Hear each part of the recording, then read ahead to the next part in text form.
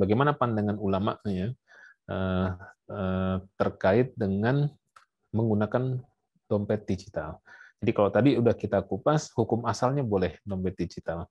Hampir semua ulama mengatakan boleh, karena segala hal yang memudahkan ya itu hukum asalnya adalah boleh, kecuali ada yang diharamkan.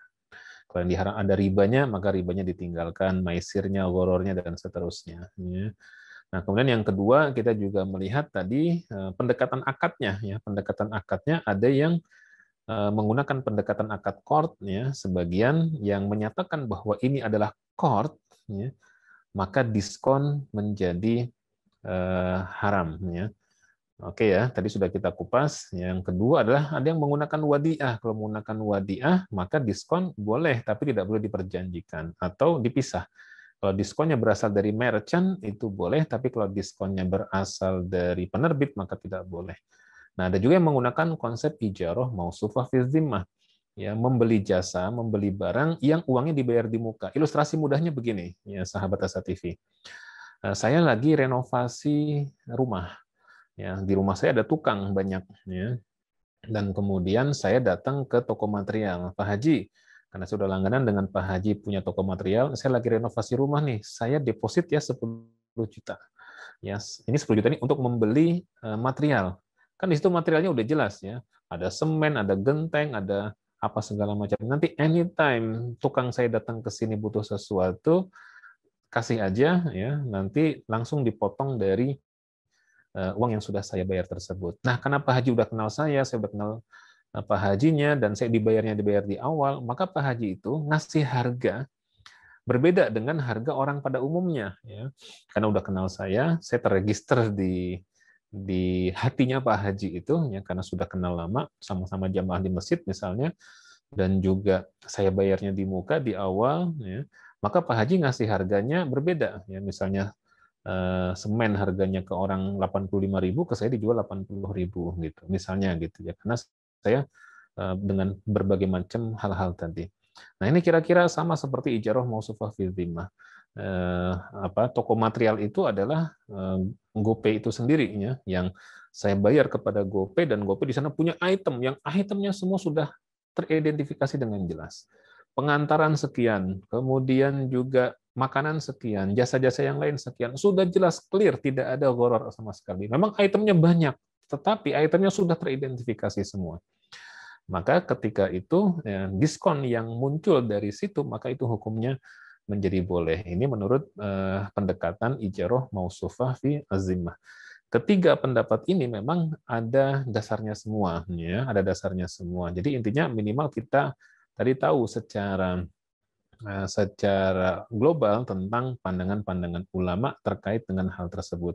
Nah, memang di pembahasan yang terakhir ini adalah khusus nanti kita akan mengupas manfaat diskon, voucher, cashback, dan lain sebagainya yang kemudian menimbulkan perbedaan pendapat, tetapi secara global tadi sudah kita jelaskan bareng-bareng ya, dan sudah kita sampaikan secara umum ya, tentang terkait dengan pendekatan akad yang digunakan dan dari manfaat diskon, voucher, dan lain sebagainya. Intinya tadi terbagi menjadi 3. Ya.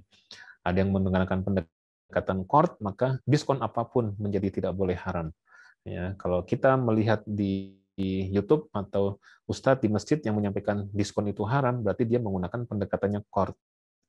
Walaupun setelah kita kaji, dia sebenarnya tidak sempurna kalau disebut sebagai court, karena pertama dari sisi penggunanya tidak punya niat apapun untuk memberikan pinjaman kepada GoPay, kepada OVO, dan lain sebagainya. Yang kedua pendekatan, dan yang kedua adalah kalau dengan court tadi juga, bahwa regulator mengatakan kepada kita dalam peraturan PBI bahwa dana yang di-top up itu bukan seperti simpanan pada umumnya di bank, yang oleh bank boleh diputar, digunakan oleh bank, tidak boleh. Bank tidak boleh tidak boleh menggunakan, penyedia tidak boleh menggunakan kecuali hanya untuk membayar kepentingan si pemegang kartu atau pemegang uang elektronik itu, ya. Dan tidak ada jaminan LPS, kalau hilang ditanggung sendiri. Jadi ini menunjukkan bahwa dia sebenarnya bukan court. Kalau court itu kalau hilang ditanggung oleh si si orang yang meminjam uang kepada kita. Ya, misalnya tadi ada orang minjam uang ke kita, Saat pinjam 1 juta, kita kasih 1 juta, dia jalan dia hilang, maka tanggung jawab dia, ya tidak tanggung jawab saya. Oke ya, nah ada yang menggunakan pendekatan wadiah titipan. Nah kalau titipan dia ada konsekuensinya, diskon tidak boleh bersumber dari penerbit, tetapi harus dari merchant. Dari merchant itu seperti kalau kita beli makanan, ya toko-toko makanan itu yang ngasih diskon, maka itu boleh. Ya. Kemudian ada pendekatan ijarah mausufah fi zimmah. Nah, kalau ijarah mausufah fi zimmah, maka segala macam bentuk diskon menjadi boleh. Ketika saya bayar uang ke Pak Haji tadi, toko material, uang itu sudah menjadi milik Pak Haji.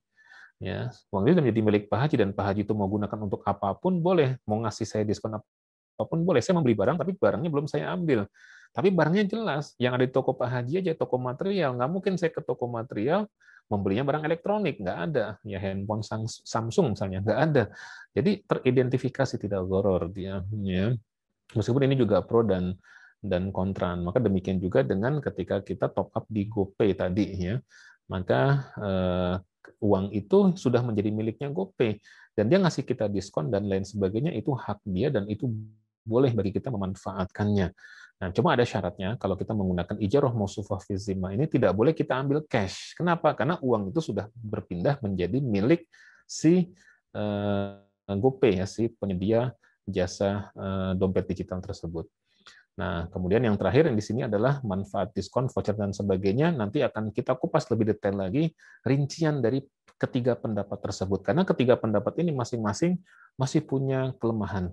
Yang masih punya kelemahan. Di antara kelemahannya adalah umumnya, ini sebagai bocoran, bahwa hampir semua penyedia dompet digital ini itu masih belum yang memenuhi ketentuan fatwa yang diterbitkan oleh Dewan Syariah Nasional Majelis Ulama Indonesia tentang uang elektronik. Ya.